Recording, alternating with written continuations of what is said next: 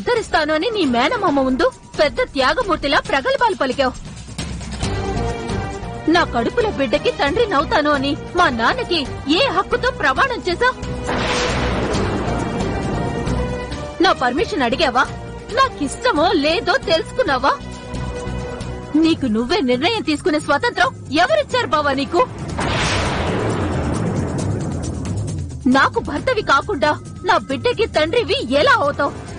ఆ మాత్రం common sense లేదా నీకు?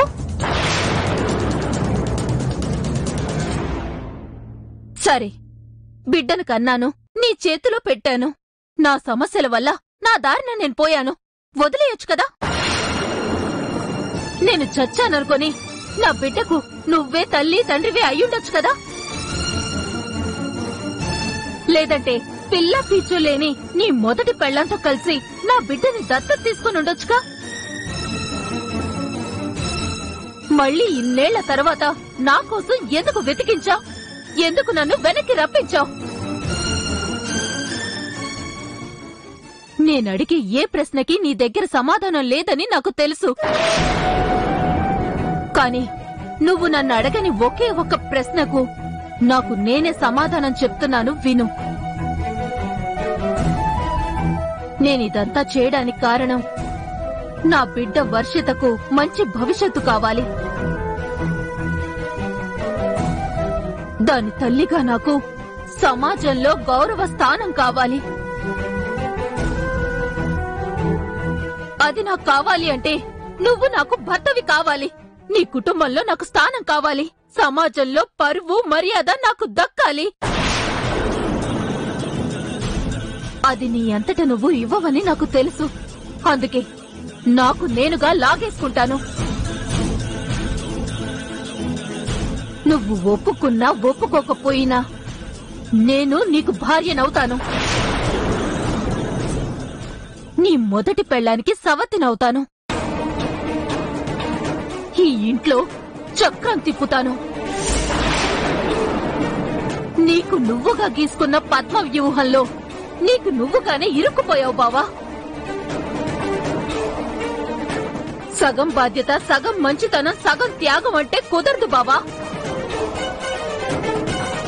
నీ మేనమామ కోసం సగం త్యాగం చేశావు. మిగతా సగం నా కోసం, వర్షిత కోసం చేయక తప్పదు. నా బిడ్డ వర్షిత, సారీ, మీ బిడ్డ వర్షిత భవిష్యత్తు కోసం నువ్వు నీ మొదటి పెళ్ళాం నన్ను భరించక తప్పదు. రెండో భార్యగా ఒప్పుకోక తప్పదు.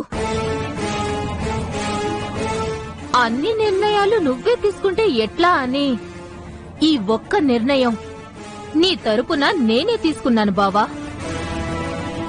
సంతోషంగా స్వీకరించు బావా. నీకు వేరే గత్యంతరం లేదు కదా?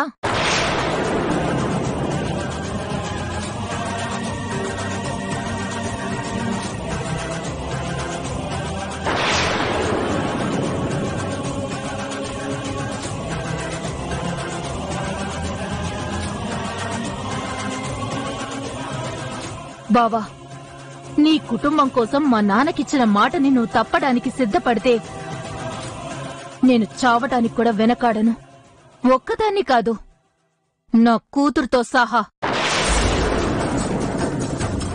నేను నీ భార్యని కాదు అని వాళ్లకి చెప్తే ఆ మరుక్షణమే వర్షితను చంపి నేను చస్తాను. నాది కేవలం బెదిరింపని నువ్వు కొట్టిపారేకు. ఎందుకంటే నేను ఎంత మొండిదాన్నో నీకు తెలుసు. నా మొండితనంతో కన్న తండ్రినే దూరం చేసుకున్నాను. కన్న కూతుర్ని చంపుకోవడం కష్టం కాదు. అయినా నీకు నేను చెప్పాలా? అన్నీ నీకు తెలుసు కదా. ఈ నిమిషం నుండి ఈ ఇంటి యజమాని రఘురాం భార్యగా నేనే యజమానురాలు. కాదు కూడదు అని ఎవరైనా అంటే వాళ్లకి బుద్ధి చెప్పాల్సిన బాధ్యత నీదే బావా. ఈ రోజు నుండి ఈ రూంలో మనిద్దరమే ఉంటాం. ఎవ్వరూ రాకూడదు.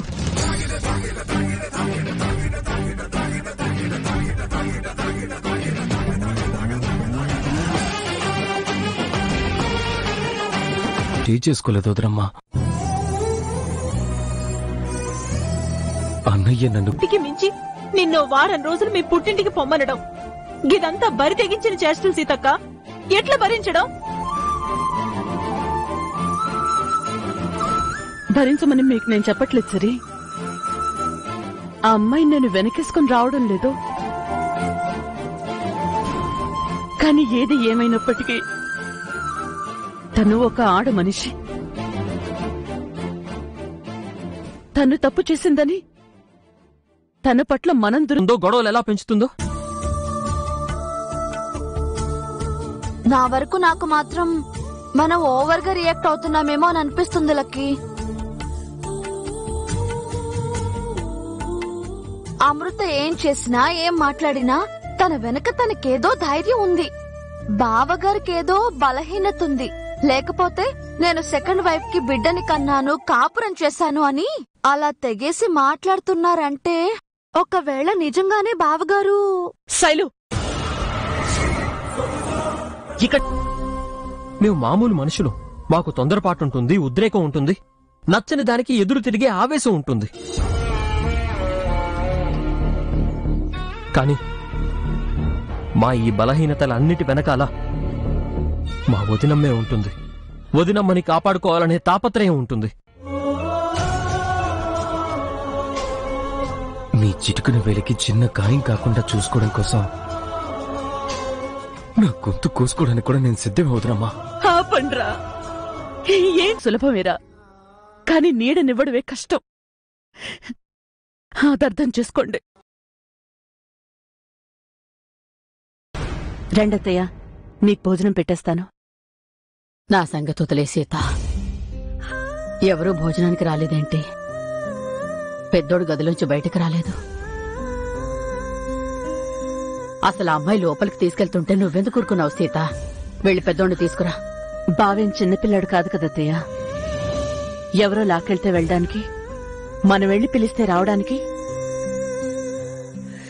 రావాలనుకుంటే బావకి మన దగ్గరికి రావడానికి ఎంతో సమయం పట్టదు.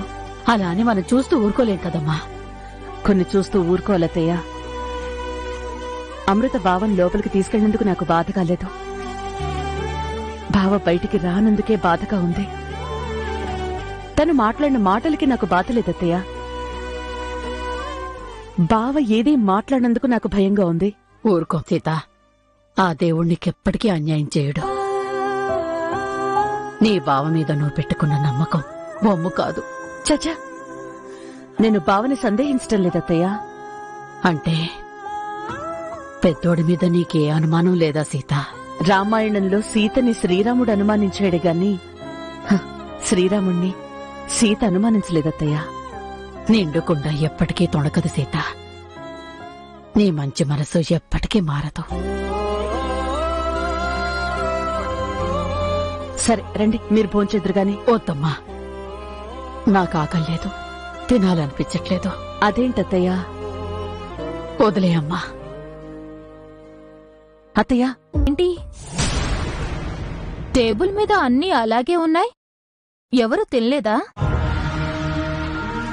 అవునులే, నన్ను అవమానించారుగా.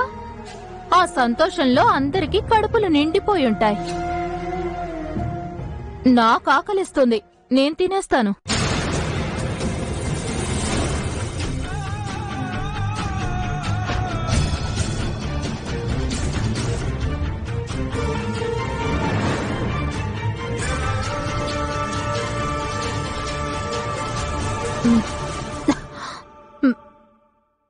ఏంటిది, వంటలు ఇలా ఉన్నాయి? రుచి పచి లేకుండా రోజు ఇలాగే వండి పెడుతున్నావు బావకి? నాలుక రుచి చచ్చిపోయి ఉంటుంది. మళ్ళీ నేను వండి పెడితే కాని బావ తృప్తిగా భోంచేయడు.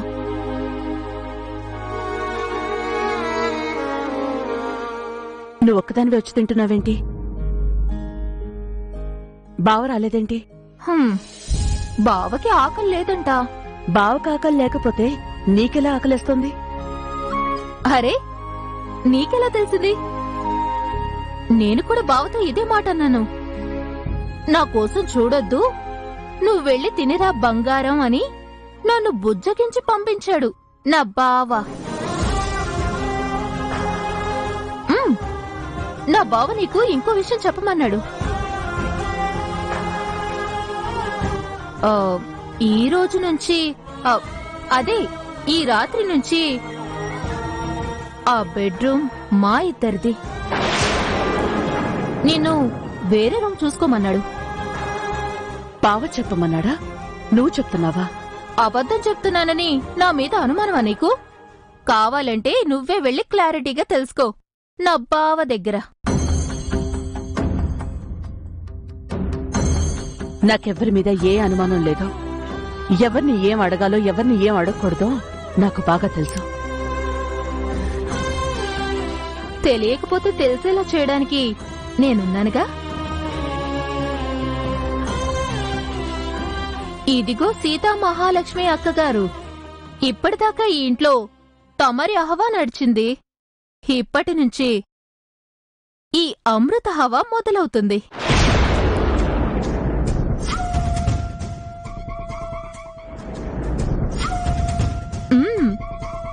భలే రుచిగా ఉంది. ఈ టేబుల్ మీద ఉన్న వాటిల్లో ఒక్కటి మాత్రం నాకు సూపర్ గా నచ్చింది. అదే ఈ పెరుగు. ఎందుకంటే అది నువ్వొండింది కాదు కదా.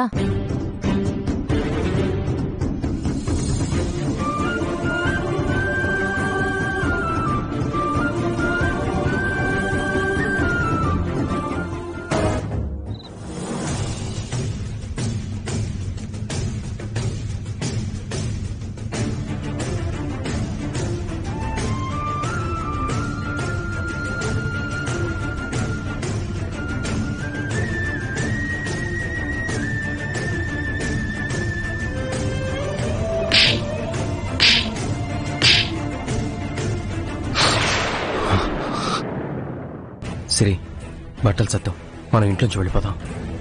బావా. అవును సిరి, ఎంత మర్చిపోదాం అనుకున్నా మర్చిపోలేకపోతున్నానా. ఎప్పుడు నన్ను పల్లెత్తు మాటనని అన్నయ్య దాని గురించి నా మీద చేయి చేసుకోవడం ఏంటి?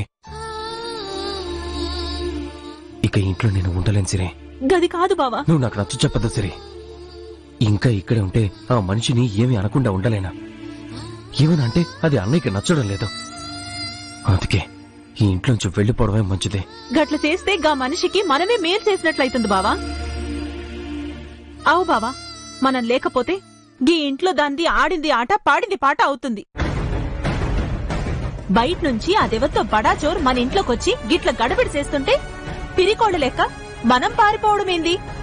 గా బద్మాష్ దాన్నే పరుగులెత్తించాలి గాని. కానీ ఎలా సిరి? అన్నయ్య వదిరమ్మ అడ్డుపడుతున్నారు కదా. లే బావా, అడ్డుపడుతున్నారని మనం అపోహపడుతున్నాం. పెదబావ దాన్ని వెనకేసుకురావడం వెనక ఏదో పెద్ద రహస్యం ఉండే ఉంటది. దాన్ని మనం బయటికి తీయాలే. ఆ వచ్చింది మామూలుది కాదు బావా, చుపారుస్తుం. దాని దృష్టంతా సీతక్క మీదనే ఉంది. సీతక్కను బద్నాం చేద్దామని చూస్తుంది. పుసుక్కుమంటే సీతక్క మీదికి పోతుంది. అవకాశం దొరికితే పేటరేగిపోతుంది బావా. ఆ ఖతర్నాక్ దానికి ఎంత కండకావరం కాకపోతే సీతక్కను పుట్టింటికెళ్లిపోమని అడుగుతుంది. గది మస్తు హుషారుగుంది బావా. మనలో మనకి గొడవలు పెట్టి మనల్నందర్నీ